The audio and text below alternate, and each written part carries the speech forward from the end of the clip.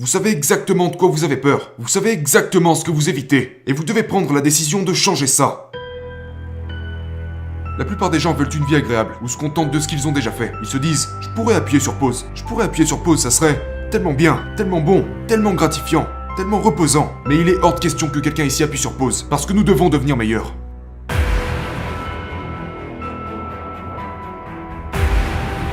Je veux que vous pensiez à quelque chose rapidement. Il y a un livre sur votre vie. Il y en a un. Quelqu'un, quelque part, fait l'inventaire de votre vie. Ne comparez pas le premier chapitre de votre vie au 10e chapitre de celle de quelqu'un d'autre. Vous écrivez votre propre livre, et à n'importe quel moment de votre vie, vous pouvez décider que vous voulez passer au prochain chapitre. Vous pouvez littéralement, dans votre vie, tourner la page.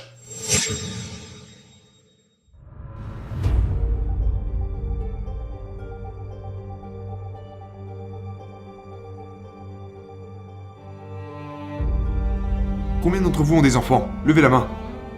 Moi aussi. J'aime Max et Bella à la maison.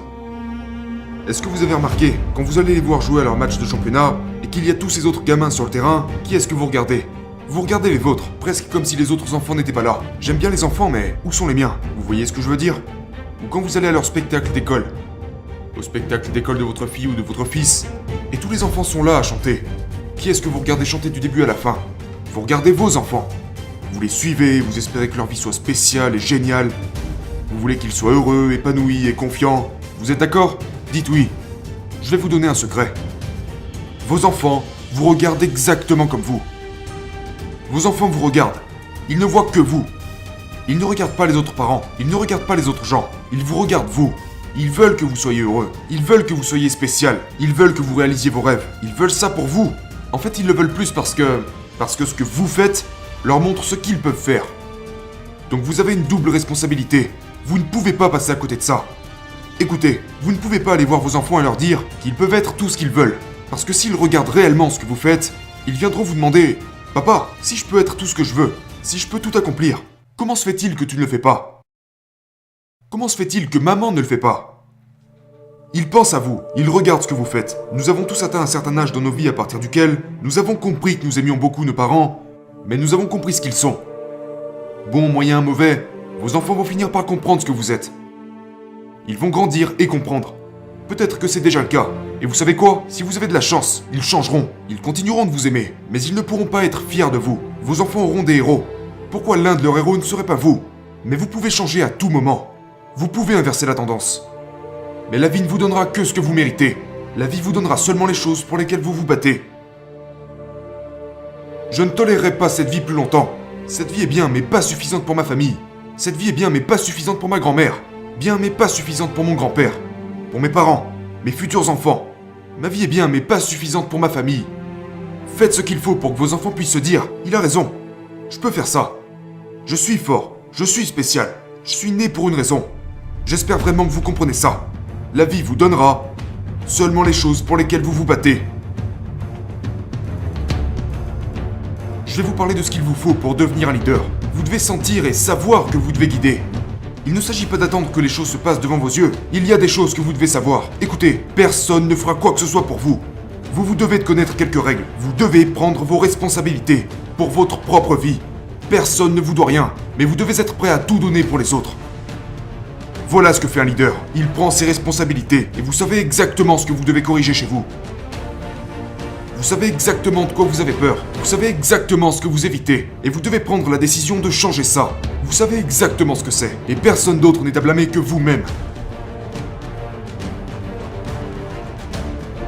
Vous savez ce que vous devez faire différemment. Vous savez quel changement vous devez effectuer.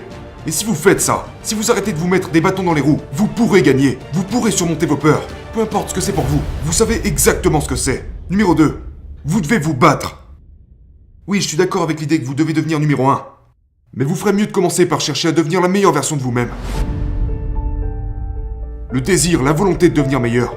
Je crois que l'on peut gagner seulement grâce aux choses intangibles, comme l'émotion, l'énergie, la passion. Vous devez trouver tout ça. Vous devez être intense. Cessez de vous soucier de ce que les autres pensent de vous. Vous devez être concentré. Je veux dire, laissez-moi vous montrer de quelle concentration je veux parler. Faites-moi une faveur. Regardez autour de vous dans cette salle et cherchez tout ce qui est brun. Juste brun, brun, brun, brun. Cherchez du brun, du brun. Juste du brun. Cherchez, cherchez, cherchez. Alors, vous trouvez du brun? Vous en avez trouvé? C'est dur de trouver du brun ici, n'est-ce pas? Ok, fermez les yeux. Fermez les yeux. Fermez-les. Fermez-les. Maintenant, dites-moi tout ce que vous avez vu qui était bleu. Ah. Voici ma supposition. Vous avez vu plus de brun que de bleu, n'est-ce pas? Ouvrez les yeux maintenant.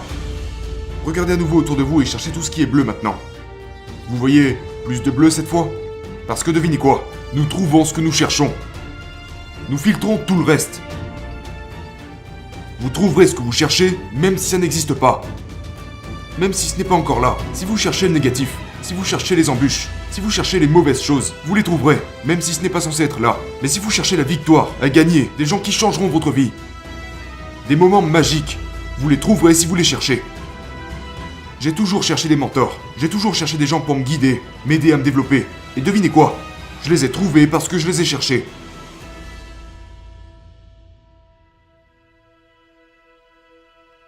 Premièrement, vous devez adopter une attitude de gagnant, parce que vous devez gagner. Vous devez avoir une perspective positive. Vous devez être optimiste. Vous devez savoir que vous allez gagner. Vous devez le sentir en vous-même. Je vais gagner. Et je ne parle même pas d'une compétition. Je ne parle pas de gagner à un événement. Je vais gagner la vie. Je vais gagner ma vie. Je vais faire tout ce qu'il faut pour vivre une vie de vainqueur. Écoutez-moi, le prix que vous payez à perdre est trop grand. Parce que vous devrez porter le fardeau de l'échec durant le restant de vos jours. Vous emporterez ça avec vous, si vous échouez. La chose qui me brise le cœur, c'est de voir les gens abandonner, de les voir céder devant la difficulté. Vous devez décider qu'échouer ne fait pas partie de l'équation. Parce que devant tout ce que votre vie pourrait être, le prix de l'échec est immense. C'est pour toujours. Vous porterez cet échec pour toujours. Je vais vous dire, vous devez être obsédé, vous devez être acharné, vous devez être inarrêtable. Voilà ce que vous devez faire. Vous devez garder la tête baissée pendant une période de 4 à 6 ans.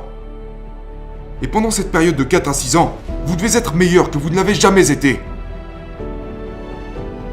Nous sommes une famille. Parfois une famille dysfonctionnelle. Mais une famille, on ne s'entend pas toujours. Mais au bout du compte, nous formons ensemble quelque chose d'incroyable. Nous écrivons l'histoire ensemble.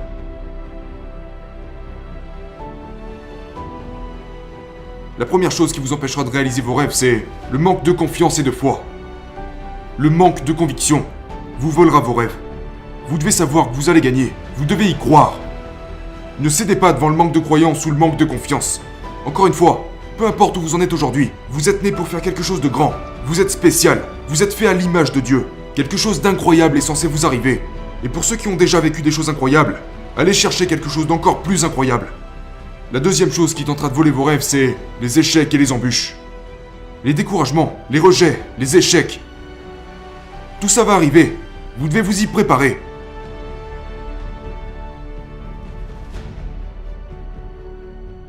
Je savais que des gens étaient meilleurs que moi, qu'il y avait des gens plus talentueux que moi, probablement plus que vous tous. Mais comme mon père m'a dit, la plus grande des compétences, c'est la constance. Vous pourriez me surpasser pendant 30 jours, ou 60 jours, ou 90 jours. Mais vous ne pourrez pas me battre sur 1 an. Vous ne pourrez jamais me surpasser sur 2 ans. Vous ne pourrez jamais me surpasser sur 3 ans. À la fin, c'est moi qui vous aurai. Parce que je me remets toujours au travail. Vous pourriez penser que je suis fini, mais je ne fais que commencer. Je suis trop robuste pour abandonner. La plupart des gens s'arrêtent à mi-chemin dans la plupart des cas. Je savais qu'ils finiraient par fatiguer, qu'ils allaient finir par flancher, par laisser tomber, qu'ils allaient finir par lever le pied, à ralentir, par arrêter de chercher à s'améliorer, à se contenter de leurs acquis, à dépenser tout leur foutu argent. Pendant ce temps, je continue d'accumuler de l'argent, je continue de me lever avant tout le monde. Je continue de me battre, je reste impitoyable, comme vous devriez le faire vous aussi. Ne cédez pas devant tout ça, ne cédez pas devant la peur, ne cédez pas devant les difficultés. Vous allez échouer, ça fait partie du jeu. Et pour finir, la dernière chose qui vous écartera de vos rêves, c'est votre famille et vos amis. C'est leur travail d'essayer de réduire votre niveau de douleur. Aimez-les, mais ne les laissez pas vous écarter de vos rêves. Vous devez leur faire face. Au lieu de les laisser vous écarter de vos rêves, vous devez leur faire comprendre qu'ils ne pourront pas vous arrêter. Écoutez-moi, j'ai eu un oncle comme ça. Il commençait à vouloir me dissuader. Je lui ai dit, hé, ferme-la. Tu veux que je te dise?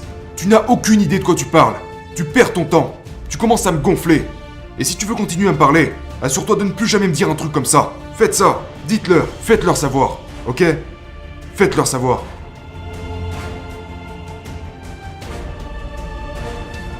Les gens qui gagnent dans la vie sont ceux qui jouent en offensive, pas en défensive. Arrêtez de reculer dans tout ce que vous faites. Levez-vous. Tenez-vous droit. Marchez différemment. Parlez différemment. Commencez à être la meilleure version de vous-même. Plus vous enterrez vos rêves, plus vous les laissez de côté, plus ils seront durs à retrouver. Il est temps de dépoussiérer vos rêves, de les remettre juste en face de vous, et de vous remettre à leur poursuite dès maintenant. J'espère que vous êtes au clair là-dessus. Vous pouvez avoir une super famille, une super entreprise, une excellente situation financière, vous sentir bien dans votre peau, voyager et faire tout ce que vous voulez. Mais vous devez poursuivre vos rêves. Maintenant, écoutez-moi, faites-le, plongez dans l'inconfort. Ne négociez pas. N'essayez pas de négocier avec votre conscience. La négociation, c'est la perte, ok? Les gens irréalistes dirigent le monde. Arrêtez de vouloir être réaliste. Rappelez-vous de ça. Étrange, riche. Normal, pauvre. Levez-vous. Faites de vos rêves une réalité. Faites de votre vie un chef-d'œuvre. Vous devez prendre une décision. Écoutez-moi. Vous devez prendre une décision. Mais quelle décision? Quelle est la chose que vous êtes venu chercher ici? Eh bien, nous y sommes. Les gens disent tout le temps, « Hey, la vie est courte. » Laissez-moi dire ça. La vie peut être longue. 2 minutes passées avec votre petit ami ou à faire quelque chose que vous aimez faire, ces 2 minutes passent vite, n'est-ce pas? Qu'en est-il des 2 dernières minutes passées sur un tapis roulant? On a l'impression que ces 2 minutes se sont transformées en 4 heures, n'est-ce pas? Donc si vous passez du bon temps, ça sera court. Si c'est douloureux, ça sera long. La vie peut être longue. La plupart des gens veulent une vie agréable ou se contentent de ce qu'ils ont déjà fait. Ils se disent « Je pourrais appuyer sur pause. Je pourrais appuyer sur pause, ça serait tellement bien, tellement bon, tellement gratifiant, tellement reposant. » Mais il est hors de question que quelqu'un ici appuie sur pause, parce que nous devons devenir meilleurs. Alors quelle est la décision? Les gens m'envoient des textos du genre « Salut Ed, j'ai remis ma démission la nuit dernière. J'ai quitté un emploi à 6 chiffres pour travailler à plein temps. » Voilà une décision. C'est la décision de devenir sérieux. C'est la décision de donner un sens à sa vie. C'est la décision de cesser de s'inquiéter de ce que les gens peuvent penser. C'est la décision de devenir meilleur. C'est la décision de mettre un terme à une relation, ou d'en créer une nouvelle. De se bouger. C'est la décision d'arrêter de se droguer, d'arrêter l'alcool. Quelle est cette décision? Tout de suite, quelle est-elle? Soyez honnête avec vous-même. Quelle est cette décision? Qu'est-ce qui vous fait douter? De quoi avez-vous peur? Faites-y face. Actuellement, quelle décision vous devez prendre? S'agit-il de devenir plus agressif? S'agit-il de croire en vous-même? De tendre la main à quelqu'un? Je ne sais pas ce que c'est pour vous. Vous le savez. Mais ça ne restera qu'une pensée, si vous ne passez pas à l'action. La différence entre une pensée et une décision, c'est l'action. Donc nous savons, vous savez, ce que vous devez faire. Vous savez ce que c'est. Décidez dès maintenant que d'ici la fin de la prochaine heure, vous aurez fait un pas dans cette direction. Un pas.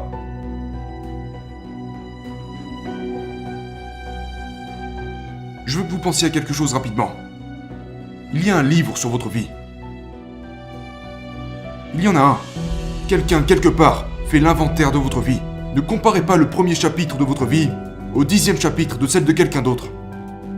Vous écrivez votre propre livre, et à n'importe quel moment de votre vie, vous pouvez décider que vous voulez passer au prochain chapitre. Vous pouvez littéralement, dans votre vie, tourner la page. Et décider que les chapitres précédents de votre vie sont de l'histoire ancienne. C'est comme l'Ancien Testament, le Nouveau Testament, la vieille histoire, la nouvelle histoire. Elles sont connectées, ces histoires sont liées, mais vous pouvez à tout moment tourner la page et donner naissance à la nouvelle histoire.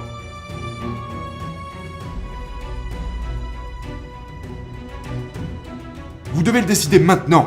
Je tourne littéralement la page. Le passé appartient au passé. Et à partir de cette seconde, j'entame l'écriture des meilleurs chapitres de ma vie.